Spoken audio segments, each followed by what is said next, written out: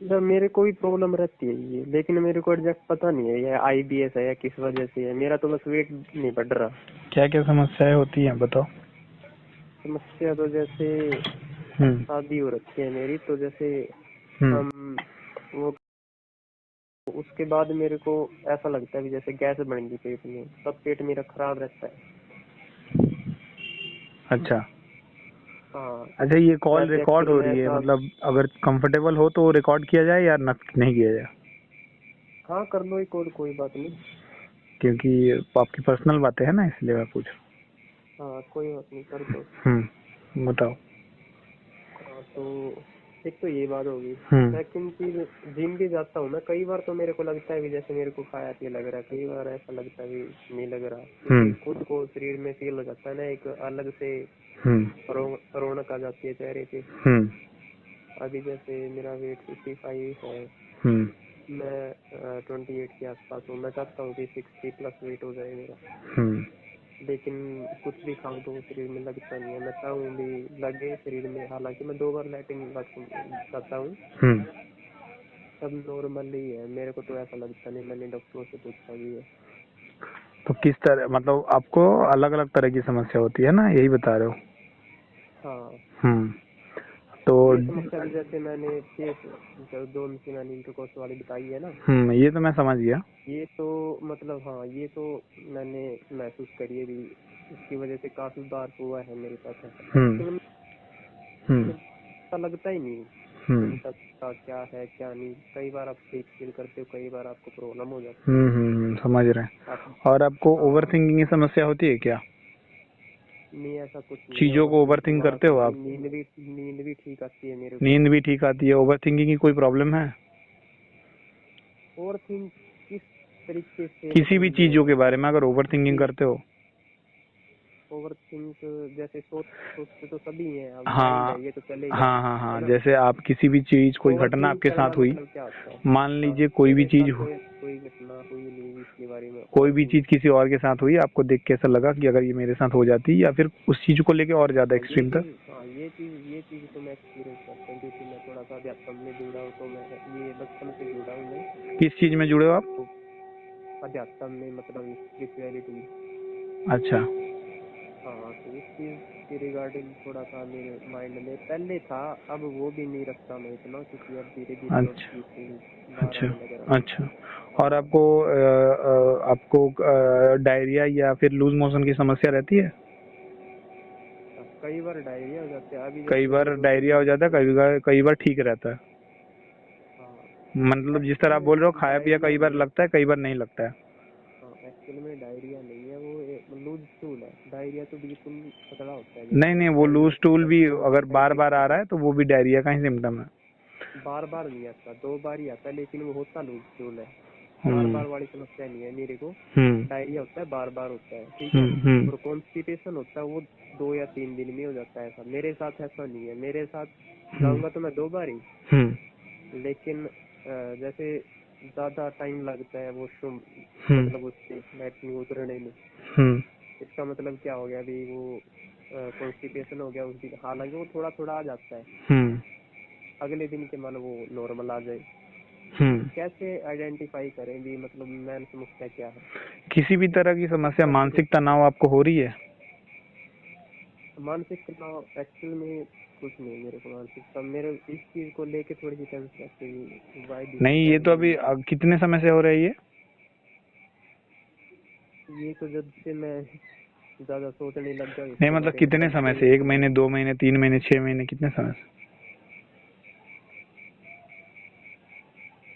वैसे तो जैसे मैं जैसे मैंने ग्रेजुएशन कंप्लीट की थी, तो उसके बाद मैंने सोचा था भी वेट बढ़ाने के लिए, हम्म तब मेरे साथ ये समस्याएं समस्या शुरू हुई थी। कितने समय से हो रही है आपको?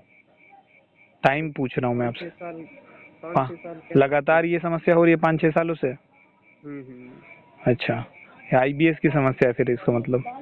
और ये लंबे समय से हो रही है तो आईबीएस की समस्या, थॉट अगर रुक के आ रहा है आपको बहुत ज्यादा, तो फिर आपको डिप्रेशन वाली समस्या। थॉट बहुत जल्दी आ रहा है तो एंजाइटी वाली समस्या है। लेकिन आपको, आप जिस तरह से स्टे होके बात कर रहे हैं, थॉट अगर रुक रुक के आ रहा है चीजों को, तो फिर ये लंबे समय से हो जाने के कारण ये डिप्रेशन का रूप ले लेता है। आप थोड़ा लाउडली बात कीजिए, सुनाई नहीं दे रहा हमें। एक्चुअली डिप्रेशन किस चीज को बोलते हो, मैं ये बोल रहा हूँ। आप लाउडली बात कीजिए थोड़ा। हेलो। एक्चुअल में डिप्रेशन किस चीज को बोलते हो, ताकि मैं बता पाऊँ ना भी मैं डिप्रेशन में हूँ या नहीं हूँ। अगर आपको लंबे समय तक कोई समस्या हो रही है, कोई चीज परेशान कर रही है ना, और उसी की चीज के बारे में मैं बार बार आप सोच रहा हो या फिर चिंतित हूँ। हाँ, या फिर आपको आपकी थॉट रुक के आ रही है, मतलब सोच रहे हो लेकिन थोड़ा धीमे गति से थॉट आ रही है, यानी कोई चीजें आपको थोड़ा लेट आ रही है, आपके दिमाग तक कनेक्ट हो रही है थोड़ी लेट, तो ये डिप्रेशन का रूप ले लेती है। लंबे समय तक अगर हुआ हो तो एंजाइटी में लोग बहुत जल्दी जल्दी बात कर लेते हैं और वो बहुत शॉर्ट टाइम का होता है। इस तरह से आप अपने आप को आइडेंटिफाई कर सकते हो। आपने डॉक्टर वगैरह कंसल्ट नहीं की? डॉक्टर के पास गया हूँ तो उन्होंने दवाई देते हैं वो मेरे को, और उससे मैं ठीक हो जाता हूँ बिल्कुल कुछ टाइम तक। हाँ, जैसे मैं बाहर रहता हूँ ना, तो जब घर जाता हूँ तो घर ठीक हो जाता हूँ, घर मेरे को खाया पिया ठीक लगता है, मैं मतलब ऐसे रहता है। कुछ टाइम तक ठीक रखते हो, लेकिन फिर फास्ट फूड खाने से प्रॉब्लम होती है आपको? फास्ट फूड में खाता ही नहीं। नहीं मतलब खाते नहीं हो मैं समझ रहा हूँ, लेकिन कुछ भी अगर ट्राई करते हो तो क्या प्रॉब्लम होती है? मैं यही सोच कर नहीं खाता, शायद प्रॉब्लम हो जाए। वैसे अगर ये सोचने से पहले खाते थे तो कोई प्रॉब्लम होता था? कभी तो खाए होगे ना। पार्टी करते रहते, मतलब डर तो लगता है फास्ट फूड से कि खा लूं तो प्रॉब्लम ना हो जाए। बात ये आपने जो बोली है ना, डर वाली, ये तुम्हारा थॉट जो है थोड़ा स्लो आ रहा है, तुम्हारे ही पास थोड़ा स्लो आ रहा है, और ये डर वाली जो फीलिंग है ना, दिमाग में एक सेंसेशन पैदा कर देती है, जिसको क्या कहते हैं साइंस में, अगर बहुत सारी चीजों को एक नाम ना दिया जाए और बहुत सारा सिम्टम बायोलॉजिकल और साइकोलॉजिकल हो तो उसको आईबीएस का नाम बस दे दिया जाता है। हाँ, तो डॉक्टर जैसे मेरे को मेडिसिन देते हैं, मैं उनका नाम तो बता ठीक है, वो आप हमको भेज दीजिएगा, मैं देख लूंगा क्या क्या आपको देते हैं, लेकिन इसके लिए आपको जो है कि मेरे को आराम मिलता है, और जैसे मेडिसिन आप छोड़ देते हो छोड़ देता प्रॉब्लम हो जाता है। वो डर जो है ना, वो डर खालीपन की वजह से हो रहा है आपका, यानी आपका दिमाग जो है कि किसी चीज को, कोई चीज है जो आपको परेशान कर रही है, हॉन्ट कर रही है, रूट कॉज हो सकता है वो, है ना। साइकोलॉजिकली प्रॉब्लम में लोग सिर्फ साइकोलॉजिकली ऊपर देखते हैं, कई बार क्या होता है कि साइकोलॉजिकली प्रॉब्लम होने का कारण फिजिकल भी होता है ना। अब ये रूट कॉज आपको 5 साल 6 साल पहले जब आप बात कर रहे हैं, यहाँ से यहाँ अगर आप घूम के देखते हो तो आपको रूट कॉज वहीं पे मिलेगा। बहुत हो सकता है कि इतनी पर्सनल बात जो आप शेयर ना कर पाओ किसी से, ठीक है, लेकिन ये रूट कॉज बनता है एक्चुअल में देखा जाए तो, और इससे पेट खराब होना या फिर चिड़चिड़ापन होना, डर लगना, ये सारी चीजें आ जाती है ऑटोमेटिक आपके साथ दिमाग के। कोई ऐसी प्रॉब्लम है नहीं, मैंने वो मैं समझ रहा हूँ, उतनी ज्यादा समस्या नहीं है, लेकिन हाँ डर वो बना हुआ है।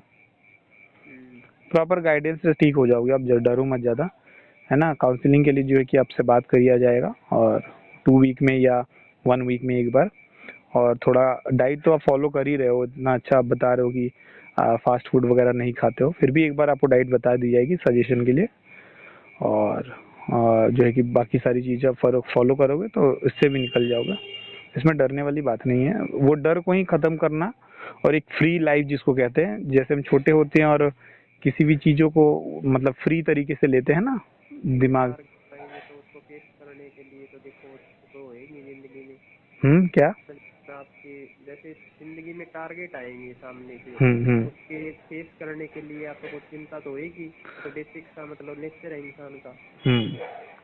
वो तो होगी, वो तो आपको करनी होगी ना, तो यही तो बात है, मतलब उस जाल तो आप ऐसा मत सोचिए कि बिना चिंता के आप वो करोगे। चिंता करना और एक चिंता करते रहना, दोनों में अंतर है ना। हम किसी चीज को प्रैक्टिकली चिंता कर रहे हैं, जैसे अगर मान लीजिए कि घर चलाने के लिए पैसे की जरूरत होती है, उसके लिए आपको काम करना पड़ेगा, ये प्रैक्टिकल है ना। और आप 10 साल बाद गाड़ी लोगे और उसके लिए सोच रहे हो कि आज से इतना मेहनत कर लेंगे कि पर डे इतना रुपया कमा लेंगे, और जब आप ग्राउंड लेवल पे जाते हो तो देखते हो कि महीने भर का जो आपका खर्चा है वो उस एक दिन के बराबर है, तो ये फिर थ्योरेटिकल कैसे हुआ, फिर आप गाड़ी कैसे खरीदोगे। तो कुछ इमेजिनेशन वाली दुनिया होती है, जहाँ लोग रहते हैं, और कल्पित दुनिया कह सकते हैं इसको, ठीक है। उससे बाहर आना है, रियलिटी में रहना। को समझ पाओगे। हम्म एक्चुअली मैं हरियाणा से हूँ। मैं समझ रहा हूँ, मैं आपकी प्रॉब्लम समझ रहा हूँ, इसीलिए मैंने आपको बताया कि डर डर आपका रूट कॉज है। जो जड़ है वो डर है आपका। डर होना चाहिए, लेकिन अब इसको एक्सट्रीम लेवल तक ले जाओगे तो नहीं ना ये सॉल्यूशन है। इसको कभी कभी डर को फेस करना भी बहुत जरूरी होता है, वरना फिर आपका वो लाइफ टाइम आपको हॉन्ट करते रहेगा।